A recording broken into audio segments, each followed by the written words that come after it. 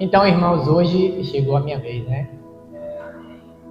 Dessa vez eu confesso que foi algo um pouco inédito, porque eu não sei se aconteceu já, mas em um dos momentos das minhas orações, nos meus dias, é igual a palavra fala, né, como os profetas. A palavra do Senhor veio a mim e aconteceu isso comigo esses dias. E o algo inédito foi que eu perguntei ao pastor, que dia que eu vou pregar? Eu pedi para subir aqui, né? E assim, irmãos, eu já de antemão me coloco nesse lugar e já chamo para que você também venha estar nesse lugar comigo nessa noite. Porque foi algo que falou muito forte comigo. Como o irmão nosso costuma falar, né? Forte. Então, foi muito forte. E foi uma palavra que me fez trazer uma reflexão imensa. Apesar de a gente, né, nunca entender a profundidade da palavra de Deus e sobre o quão ela pode tocar na gente. Mas aconteceu, e foi com uma palavra que é basicamente muito conhecida na Bíblia. Essa palavra vai estar lá no livro de Jonas. Mas antes de vocês abrirem suas Bíblias, eu vou dar um prefácio sobre o que eu estou querendo falar. Jonas foi aquele profeta que foi chamado a fazer, né, algo para o Senhor e ele rejeitou. Ele é muito comumente chamado, a palavra de Jonas, o livro de Jonas, é muito comumente usado quando a pessoa quer falar a respeito de chamado. E isso é algo de tremenda importância para nós. Mas o título dessa palavra de hoje é a seguinte, qual é o seu altar? Mas o que é que tem a ver isso com o livro de Jonas? Eu vou explicar. Foi aí que a palavra do Senhor veio até mim. E eu convido vocês a estarem junto comigo nesse lugar. Feche os seus olhos nesse momento. Eu quero atrair a oração, uma oração que venha atrair a presença do Senhor para que o ensinamento dele venha sobre nós nessa noite. Meu Deus, assim como tu veio até mim, Senhor, com essa palavra, eu peço para que tu venha, Senhor, continue tocando no meu coração e toque no coração da tua igreja, meu Senhor. Eu entendo, Senhor Jesus, que é um tempo de necessidades, é um tempo, Senhor, de muitas situações difíceis, Pai, que muitas vezes a gente não sabe como passar e só fica pedindo para terminar logo. Mas eu oro, meu Senhor, para que a tua palavra venha estar frutificando em nosso meio. Venha estar nos fazendo, Deus, enxergar a tua vontade e nos aprofundar mais, Senhor, naquilo que tu quer para nós. Glorificamos e exaltamos o teu nome em nome de Jesus. Amém. Amém?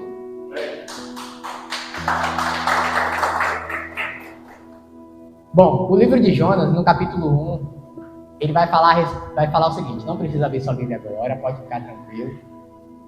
Mas vai ser basicamente sobre o chamado de Jonas e o que ele planeja depois, né? O Senhor chega e fala para ele, Jonas vai, prega aquela cidade de Nínive, porque o pecado dela basicamente subiu até mim. Então a cidade fez algo bem horrível. E isso foi tão grande que chegou até o Senhor, a ponto dele pedir para Jonas ir lá e pregar com aquela cidade. Pregar para ela que ela seria destruída por conta do seu pecado. E o que é que acontece? Jonas vai, foge, né? Eu não sei se muitos de nós, né? Outra vez, quase todo mundo tem aquele receio sobre pegar a palavra do Senhor. E na hora que a gente é ordenado ou comissionado a fazer algo, o coração dá uma tremidinha ou dá aquela certa incerteza. E será que eu deveria falar? Será que eu falo ou não? Eu lembro que uma vez, estava eu e meu irmão, no tempo que eu morava na casa dos meus pais ainda, e ele também, eu e meu irmão Johnny, a gente estava quente, né? Estava fervendo na igreja, estava com o Espírito Santo daquele jeito. Aí do nada a gente está lá no quarto, quando vê uma mulher começa a gritar, sair gritando no meio da rua, como se tivesse possesso. Eu olhei para a cara dele, ele olhou para mim, e ele ainda perguntou, a gente vai lá? Eu falei, rapaz, não vai não. Mas é nessas horas que a gente vê quando Deus chama a gente para fazer alguma coisa e a gente não faz. Então eu imagino que foi basicamente isso que aconteceu com Jonas. Mas por que às vezes é difícil entender o porquê ele tomou essa atitude, vai chegar lá. o que eu quero falar sobre hoje não é sobre chamado. Amém? O que é que acontece no capítulo 2? Aqueles marinheiros, né, os pescadores, veem que está acontecendo alguma coisa, o mar está fazendo aquele reboliço todo, veem quem é que está pecando, quando vai ver, descobre que é Jonas, e acontece que joga ele no mar, né? Isso, na verdade, ainda no capítulo 1, mas no capítulo 2 vem a oração de Jonas. Depois que ele é engolido por aquele grande peixe. Ele ora a Deus, e na sua oração, Deus responde, e o peixe vai e joga ele para fora. Joga para ele para a terra. E só a nível de curiosidade, eu sempre quis saber o que é que estava, qual é a relação dessa passagem, assim, uma oração para Jonas e o peixe vai cospe fora. E isso virou um capítulo da Bíblia, né? E para explicar isso, quem vai falar é o próprio Jesus. Eu vou pedir para o Data Show projetar aqui no telão, Mateus 16, do 1 ao 4. Mateus 16, do 1 ao 4. Eu sempre fiquei curioso quando eu li essa passagem no Novo Testamento, e ela só era mencionada, mas eu não entendia o porquê. Até que as revelações do Senhor veio sobre nós. E ela fala o seguinte: os fariseus e os saduceus aproximaram-se de Jesus e o puseram à prova, pedindo-lhe que lhes mostrasse um sinal do céu. Ele respondeu: quando a tarde vem, vocês dizem, vai fazer bom tempo, porque o céu está vermelho. E de manhã, hoje haverá tempestade, porque o céu está vermelho e nublado. Vocês sabem interpretar o aspecto do céu, mas não sabem interpretar os sinais dos tempos. Uma geração perversa e adúltera pede um sinal miraculoso, mas nenhum sinal lhe será dado, a não ser o sinal de Jonas. Então Jesus os deixou e retirou-se. Esse era o sinal de Jonas, predizendo basicamente o que aconteceria com Jesus. Dele ser morto e após 3 dias ressuscitar para salvar o seu povo. E foi basicamente o que aconteceu com Jonas, né? Ele seria devorado, iria morrer. Depois de 3 dias, voltou basicamente à vida e foi lá pregar a salvação daquela cidade. Mas novamente não é sobre Jonas que eu quero falar nessa noite. A minha pregação, essa palavra, vai começar a partir do capítulo 13, e é aqui que vocês vão começar a abrir a Bíblia. Jonas capítulo 3, do 5 ao 10. O que aconteceu depois da oração? Jonas foi jogado para fora do peixe, do grande peixe. Jonas capítulo 3, do 5 ao 10. E Jonas foi lá pregar para aquela cidade.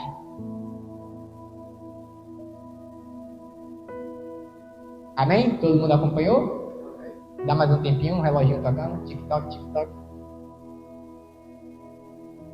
Eu fiquei um pouco impressionado quando essa palavra veio a mim, porque às vezes é difícil a gente achar uma situação assim na vida que fale tão claramente com algo que a gente esteja vivendo.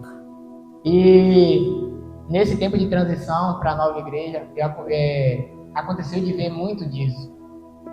E é algo que eu quero que desde a minha vida, assim, ser transformado para que a sua vida seja tocada por isso também. Jonas capítulo 3, versículos 5 ao 10 fala o seguinte: os ninivitas creram em Deus. Isso foi após Jonas ir lá pregar a palavra para ele, depois de ter, enfim, assumido aquilo que Deus pediu para que ele fizesse. Os ninivitas creram em Deus, proclamaram jejum, e todos eles, do maior ao menor, vestiram-se de pano de saco. Quando as notícias chegaram ao rei de Nínive, ele se levantou do trono, tirou o manto real, vestiu-se de pano de saco e sentou-se sobre cinzas. Então fez uma proclamação em Nínive: por decreto do rei e de seus nobres, não é permitido a nenhum homem ou animal, bois ou ovelhas, provar coisa alguma. Não comam, não bebam. Cubram-se de pano de sacos, homens e animais, e todos clamem a Deus com todas as suas forças. Deixem os maus caminhos e a violência. Talvez Deus se arrependa e abandone a sua ira e não sejamos destruídos. Deus viu o que eles fizeram e como abandonaram os seus maus caminhos. Então, Deus se arrependeu e não os destruiu como tinha ameaçado. Irmãos, o que eu quero pregar a respeito de hoje é sobre essa atitude que a cidade de Nínive teve. Mas por que isso falou tão grande comigo? Eu quero trazer alguns fatos para vocês. A nossa cidade, ela tem basicamente 47.700 habitantes registrados. Então, dá para você ter em média, um lugar que você já conhece, o tamanho que Jabaquara é. A cidade de Nínive era uma cidade muito maior. Era uma cidade que tinha cerca de 120 mil habitantes. No caso, era mais de 120, a Bíblia fala que ela tinha mais de 120 mil habitantes. E era uma cidade muito grande, era uma cidade muito importante, principalmente comercial. Que naquele tempo, o comércio em si, né, era o que alavancava assim, a grande economia. E por que eu quero falar a respeito disso e do tamanho de Nínive? A distância daqui de entroncamento é cerca de 10 quilômetros, não é isso? Só de largura, Nínive tinha cerca de 15 quilômetros de largura. Ou seja, de largura era basicamente daqui a entroncamento e metade. E de comprimento, cerca de 50 quilômetros. Ou seja, era basicamente daqui em Jequié. Então esse era o espaço da cidade. Então, comparado à nossa cidadezinha aqui, né? Ela era gigante. E, como eu falei, era um importante centro comercial. E até a própria palavra fala que Nínive era uma cidade muito importante para Deus. Mas, por que eu estou falando a respeito disso? Porque, às vezes, porque naquele tempo, o pessoal, para pregar a palavra de Deus, tinha que andar bastante. E eu falo isso porque, depois do casamento, né? Muita gente me falava que, principalmente depois da moto, eu ia engordar. Doce ilusão, né? Não aconteceu. Mas o sedentarismo chega silencioso, irmão. Tem uma vez que eu precisei ir daqui do centro para casa, lá no Cruzeiro, andando. Quando eu cheguei em casa, as pernas já estavam tremendo já. Eu falei, meu Deus do céu, eu tenho que voltar a ter minha bolinha de novo. Porque eu não estava aguentando andar. E a palavra fala que para percorrer a cidade de Nínive, o pessoal que já tinha o hábito e o costume de andar, percorria aquela cidade em 3 dias. Precisaria de 3 dias para poder percorrer tudo aquilo. Então, por que eu estou passando todos esses dados? É para você entender o que foi que aconteceu ali. Olhando para uma cidade menor que a nossa em relação a Nínive, por aqui mesmo a gente vai começar a ter ideia de algumas coisas. Vocês já podem ter notado diversos tipos de pessoas que moram aqui. Diversos tipos de religião, pessoas que têm mais dinheiro, outras pessoas que são menos afortunadas. Então, diferentes tipos de pessoas. Os que creem, os que não creem, os que vivem de outra religião. Mas a palavra fala que quando Jonas pregou para eles, todos se vestiram de pano de saco e se prostraram. Eu fico imaginando todos naquele momento, porque um rico se prostrar diante de Deus e arrepender dos seus pecados é muito difícil. Para o pobre, se arrepender é muito mais fácil. Mas vamos, por exemplo, pensar em quem adorava outras religiões. Para vocês terem ideia, o nome Nínive, é até engraçadinho o nome, né? Ele é basicamente uma relação com a palavra bela. E ela dá a entender na língua acadiana, antiga língua acadiana, é algo relacionado a peixe. E aí que vem uma curiosidade também. Como a palavra de Deus é misteriosa. Eles adoravam uma divindade que se chamava Dagon. Essa divindade era um deus de metal que era metade peixe e metade homem. Era basicamente o Aquaman deles lá, né? Mas por que o trabalhar de Deus é tão grandioso? Só trazendo de novo, Jonas foi chamado a pregar para esse povo e foi engolido por um peixe também, né? Qual a relação? O peixe da cidade, o peixe nome. Mas por que a gente tem que estar atento ao que Deus quer falar conosco?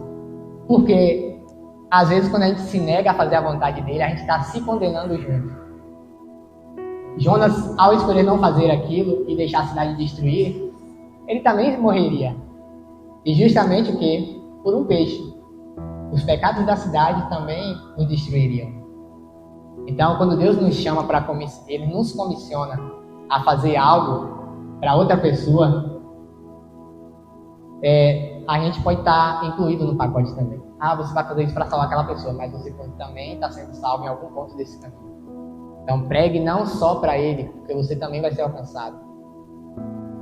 E o livro de Naum fala basicamente sobre essa cidade. Fala sobre os pecados dessa cidade de Nínive e de todas as coisas que ela fez para que a ira do Senhor viesse para querer destruí-la. E o que aconteceu foi que todos esses povos diferentes, de várias classes sociais, chegaram e se despiram. E eu fiquei me perguntando, eu estava até conversando com Milena depois disso. Falei, nossa, olha que reflexão gigante. Se você fosse falar, por exemplo, como teve o show dos evangélicos lá no centro, né? Se todos ouvissem aquela palavra, tudo que estava sendo ministrado ali, e se prostrassem e fosse salvo. Mas só o que aconteceu naquele espaçozinho de poucas pessoas ali, foi basicamente o que aconteceu numa cidade gigantesca daquela. A palavra do Senhor veio, chegou até os povos, eles desceram dos seus altares e adoraram a Deus. E a notícia foi se espalhando até chegar ao próprio rei, que fez o mesmo, a autoridade máxima do local, se despiu de quem ele era e ordenou com um decreto até os animais se prostrarem para adorarem ao nosso Deus. E, irmãos, por que eu estou falando a respeito disso e por que eu trouxe tantos dados assim? Porque não importa o nível de classe onde você esteja colocando, porque essa palavra é tanto para quem está mais distante de Deus como quem está próximo. Eu vi a palavra altar e às vezes ela se assemelha muito com trono, mas não é. Trono é um lugar de destaque, de se assentar em soberania. Altar é o lugar onde a gente leva sacrifícios. E por que a palavra de hoje é: qual é o seu altar? Porque eu vejo sim, muitas vezes, nós mesmos colocando muitas outras coisas no altar que era para estar para Deus. No altar onde era de colocar os momentos de sacrifício a Ele, e não está sendo colocado. Muitas vezes a gente fraqueja, irmãos. E como eu falei com vocês, não é para vocês, é para nós. Nós precisamos disso. Nós precisamos entender a necessidade de colocar Deus em primeiro lugar. Qual é o seu altar? O que é que você tem colocado no lugar de ofertar aquilo para Deus? O que é que você tem colocado na sua vida que tem afastado a presença de Deus ao invés de aproximar? Eu atualmente fui muito abençoado, né, junto com a minha esposa. A gente trabalhava para a empresa e, pela glória do Senhor, a gente conseguiu assumir a empresa, agora é nossa, né? Então foi uma bênção que o Senhor colocou para nossas vidas. E o que é que aconteceu nesse percurso? O trabalho aumentou. Como funcionário tinha a demanda de trabalho para fazer, beleza, mas agora como dono, a correria é muito maior. Acordo mais cedo para ir para o trabalho, meu horário de almoço diminuiu, chego mais cansado em casa à noite. Mas, irmãos, se isso é uma bênção, por que eu vou usar isso para me afastar de Deus? Se é algo que Ele colocou para me aproximar dEle, para abençoar a minha vida, por que eu vou deixar que algo assim me afaste da presença dEle? Às vezes a gente é tentado a não fazer algo para Ele, a não orar, a não chegar a separar um tempo de oração com Ele, porque a gente está cansado. Mas, irmão, por que a gente está cansado? É porque a gente trabalhou o dia todo, cara. Deus abençoou a gente, Deus proveu. E por que a gente não vai nos aproximar dEle? Porque Ele já nos deu algo. Essa é a reflexão que me trouxe quando eu fui ler aquela palavra. A gente não pode deixar que uma bênção tome o lugar de Deus nas nossas vidas. Porque Ele tem muito mais para nós. Aquilo que a palavra fala de ser fiel no pouco para Ele ser fiel no muito, tem tudo a ver com isso. A gente não pode deixar que as nossas fraquezas tomem o lugar do que Deus é para nós, do que a gente tem que colocar Deus na nossa vida. Eu até hoje ainda fala muito essa palavra comigo. Ontem a gente estava assistindo o filme A Forja, né? E teve um momento que o ator principal estava conversando com o Espírito Santo e viu aquela famosa parte do convencimento, né? O Espírito Santo convencendo do pecado. O que é que você tem que se livrar agora para que Deus tome mais espaço em sua vida? Aí ele chega e olha para o que parecia ser um PlayStation 5 na hora. Aí ele olha assim, eu sei que eu sou viciado nisso. Aí ele fala, ou tá contigo, não tá, ou tá contigo, não tá. Eu tô contigo, vai e tira. São sacrifícios assim que a gente tem que viver nas nossas vidas. São sacrifícios desse tipo que a gente tem que começar a vigiar e ver o que é que está tomando o espaço de Deus em nós. Beleza, a Bíblia não fala muita coisa boa dessa cidade, mas o que eu quero firmar é a atitude que ela teve. Ela seria destruída, mas não foi porque se prostrou. Decidiu descer daquilo que estavam colocando no seu altar para colocar em adoração ao Deus vivo. E nessa hora, eu confesso que a gente traz um monte de reflexão, né? Eu fiquei pensando sobre o motivo de Deus ter falado bastante assim comigo. E eu oro, irmãos, para que a gente venha a ter a mesma atitude.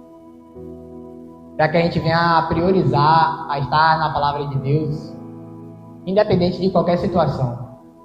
Eu sei que às vezes é difícil, é complicado, mas o pastor bate sempre na tecla, né? Jesus está perto, Jesus está voltando. E, irmãos, você vai, graças a Deus, você vai encontrar muitos Jonas pregando a palavra de Deus. A gente é abençoado porque a gente tem liberdade, né? De ouvir e falar do Evangelho. Então a gente tem muito mais facilidade de poder alcançar uma palavra, alcançar a palavra de Deus, de ter momentos de oração com Ele e de negar quem nós somos. Mas às vezes a gente não faz. E é essa atenção que eu queria trazer para a gente essa noite.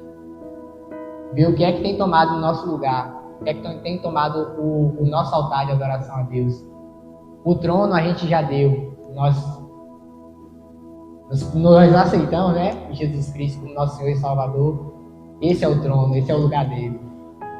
Mas o altar é aquilo que você sacrifica todos os dias em honra a Ele. É os momentos que você decide passar em oração junto com Ele. Às vezes eu me paro nos momentos de reflexão, principalmente quando eu estou num trajeto ou quando eu chego no trabalho. Agora, quando eu chego mais cedo, né? Tem um momentinho lá só meu e dele. Aí às vezes eu estou adiantando alguns serviços e estou lá em reflexão. E até de alguns problemas que surgem, que às vezes é mais complicadinho para resolver, a cabeça coça um pouco, falou, Espírito Santo, ajuda a resolver aqui. E essa semana passada aconteceu algo tipo assim mesmo. Estava com uma situaçãozinha chata de resolver, já estava até coçando um pouco o cabelo que eu ainda tenho na cabeça. Aí quando eu vi do nada, resolveu. Eu até me espantei, né? Parecia um crente que não acreditava. Olha, resolveu mesmo. Mas Deus vem em auxílio. E a gente tem que começar a colocar Ele em nossas vidas. A sua atitude, o seu jeito de ser, não deve interferir na sua caminhada com Cristo. Ah, beleza. Às vezes a gente pode ter uma vida mais corrida do que o nosso irmão do lado, que tem um pouco mais de tempo livre. E às vezes eu confesso que eu até já pensava nisso também. Eu falava, rapaz, fulano tem mais tempo do que eu, livre, e não procura passar esse tempo com Deus. Mas, irmãos, o tempo de nós todos são o mesmo, é todo 24 horas. A gente tem que priorizar o reino de Deus. A gente tem que colocar isso como primeiro lugar. E se a gente não faz, a gente está fadado a deixar com que outra coisa ocupe esse lugar. E essa outra coisa pode começar pequena. É igual a serpente quando é mencionada na Bíblia, né? Lá no jardim do Éden está uma serpente que fala com Eva. E lá no livro de Apocalipse é um dragão. Já ficou gigante. Então, se a gente se acomodar em deixar com que pequenas coisas no nosso dia a dia tomem o lugar de Deus, pouco a pouco a gente vai deixando esse altar para outra coisa. Ah, mas eu não sou uma pessoa ruim, oferto na vida dos pobres, eu vejo alguém necessitado e eu ajudo. Beleza, isso aí é basicamente uma sequela de um cristão. A gente tem que fazer o bem, né? Amarás ao próximo como a ti mesmo, é o que a palavra fala. Mas, irmãos, antes disso é amar o Senhor teu Deus, de toda a tua força, de toda a tua alma, de todo o entendimento e com toda a sua força. E essa com toda a sua força, às vezes, é a parte do pegar a sua cruz. É você chegar, ter vontade de descansar depois de chegar do trabalho e for dia de culto. Rapaz, eu vou descansar, mas eu vou descansar na casa do Senhor. É vontade de você chegar cansado, exausto do trabalho, só com vontade de dormir, mas você não leu sua Bíblia hoje ainda. Tem uma irmã minha que ela deu um testemunho uma vez que ficou marcado assim. Às vezes no momento de cansaço, ela chegava no final do dia e não tinha lido a palavra ainda. Eu não sou muito de leitura no início do dia, meu negócio é no final. Minha esposa, ela é mais imperativa no início do dia, ela acorda cedo. Mas em compensação, da noite já tá murchando já. Eu consigo basicamente virar a noite. Então, meu melhor horário de produção é a noite. Eu consigo produzir muito bem. E meu momento de leitura e reflexão também fica melhor aproveitado nessa hora. Nesses momentos tem ficado melhor durante o dia, durante a manhã. Mas minha melhor produção é a noite. Mas por que eu quero falar a respeito disso? Cada um tem um horário. Mas a gente tem que priorizar no nosso dia, colocar um pouquinho de Deus nele. Porque assim como um altar é oferecido sacrifícios, quando a gente coloca um sacrifício para Deus no nosso dia, aquilo vai ficando mais leve. E eu sei que às vezes é um pouquinho complicado, porque sempre tem os altos e baixos, sempre tem a correria do dia a dia, que às vezes não dá tempo de fazer muita coisa. Parece que o dia de 24 horas foi só 8. Mas a gente tem que aprender a dar um chute. Nesse processo de transição mesmo, para passar com vocês com um testemunho, quando eu estava adquirindo lá a loja, foi um momento de muita coisa, para resolver muita coisa, tinha que conseguir o valor, enfim. Mas quando eu fui ver no meu devocional, 21 dias atrasado, eu falei, misericórdia, como é que eu fiquei 21 dias sem ler a Bíblia? Aí eu comecei a correr atrás do tempo perdido. E foi aí que Deus começou a ministrar a respeito. Se Ele estava preparando uma bênção assim para mim, o que é que ia valer a pena se isso fosse me afastar de estar conhecendo Ele? E eu cheguei e fui sincero, falei, Deus, olha para isso aqui, 21 dias atrasado, Senhor. Se o Senhor está preparando isso para mim, está preparando esse banquete, e eu estou, ao invés de te buscar mais, eu estou me afastando mais de ti, o que é que tem de proveito isso para o teu reino? O que é que tem de proveito isso para a minha vida? Logicamente, eu tive que fazer o quê? Mudar o altar. Tive que tirar o que estava consumindo nos meus dias para correr atrás daquele tempo que estava perdido. E não é teoria da prosperidade, Senhor, meus irmãos, mas o Senhor, Ele honra as pessoas. Ele honra os seus filhos que o buscam de todo o coração. Essa palavra falou forte comigo e eu comecei a correr atrás. Falei, não, 21 dias não tem possibilidade nenhuma de ficar 21 dias sem ler a palavra de Deus. Comecei adiantando até ficar regularizado. Beleza, Deus fez aquela chuva de raio em comemoração para que você fez? Não. Mas eu continuei fiel e buscando a Ele. Lógico que tem dias a gente dá uma falhazinha, pulou um dia ou outro. Mas é isso. É sobre se despir e sobre tirar do altar aquilo que não serve para Deus. Ou não, atrasou, beleza, vou começar a correr atrás de novo. E é isso que eu quero trazer para que vocês tenham essa reflexão dessa noite. Não trate as bênçãos de Deus como o Deus da sua vida. Não trate uma bênção que o Senhor está te dando como um lugar que é dele. Beleza, Ele está abençoando, isso é ótimo. Ele está te provendo, maravilhoso. Ele conseguiu colocar na sua vida, na sua mesa, aquilo que você não tinha. É para dar glórias a Ele. Mas é nessas horas que a gente tem que buscar mais Ele. A gente não pode ser aquele crente que está buscando a Deus só quando precisa. E depois que acha, está sossegado, vou relaxar e ele volta a ficar de escanteio de novo. É isso que eu vou pedir para que vocês tenham essa reflexão nessa noite. Eu não tenho poder de convencimento nenhum. Talvez o que eu fale aqui, no momento que sair da porta ali, possa ter até sido esquecido. Mas o Espírito Santo tem. E é esse Espírito Santo que eu quero que vocês orem nessa noite para fazer uma autoanálise, a procurar se revestir desse Espírito e ver o que é que tem tomado o teu altar na sua vida. Ver o que é que tem te afastado de Deus, ver o que é que tem obstruído esse canal com Ele. Eu sei que, irmãos, às vezes é muito difícil a gente dar um passo de fé. E assim como algo simples, no meu caso, eu citei o exemplo do devocional, eu corri atrás para buscar de novo. Mas é uma leitura que está sendo planejada, você pode compensar no dia seguinte. Irmãos, a palavra fala que Jesus vai vir como um ladrão, mas a gente não vai saber a hora. O que a gente sabe é que está perto. Então a gente tem que começar a limpar os nossos altares e colocar a Deus o que é para Ele. A colocar o nosso Senhor Jesus no lugar de destaque que Ele merece. E é a isso que eu quero trazer a reflexão dessa noite. Feche os seus olhos nessa hora.